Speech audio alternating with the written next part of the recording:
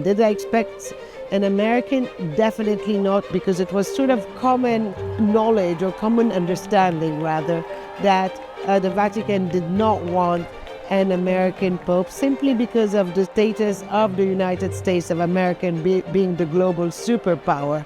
And in the end, they chose someone who, as he has been described, the least American among the Americans.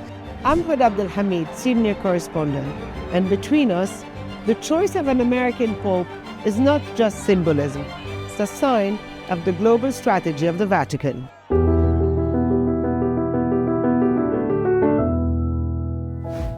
I grew up in Rome, and as such, the Pope is part of your daily life. So you could be having a walk, and then all of a sudden the Pope is passing by. It's quite normal when you live in this city. And then it just happened as a coincidence of life. I had the privilege of being here in St. Peter's Square each time there was a Pope passing or a conclave, Paul VI, John Paul I. And then after that, as a journalist, the passing of John Paul II, and then all the successive popes after that. I think the choice of an American pope actually came as a surprise to many, many, many people. When he appeared on the square, he spoke in several languages. Latin, to do the blessing. He spoke in Italian, and then he spoke in Spanish. And he said that it was a nod to his past as an archbishop in Peru. He didn't speak in English, and that also is a big message, in the sense that he didn't want to be immediately identified as the American Pope who will be there, giving an American footprint on the Vatican. So he chose that very carefully. The Pope is a spiritual leader for 1.4 billion Catholics, but he's also a head of state.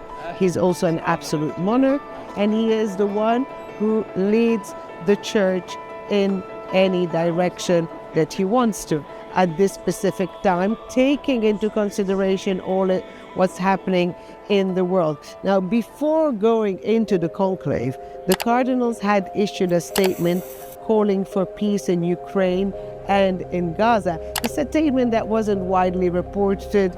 Many of us journalists just didn't give much weight to it.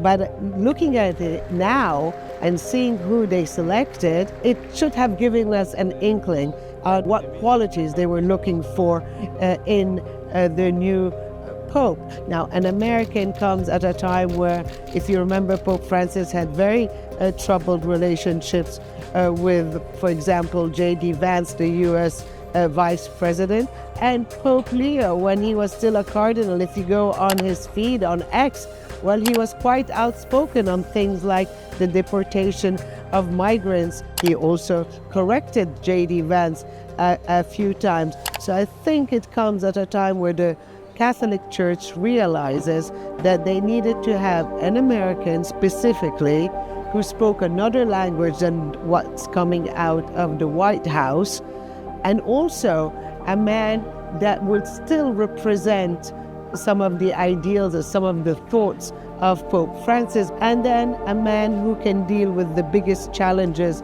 of the church, which is empty churches in the West.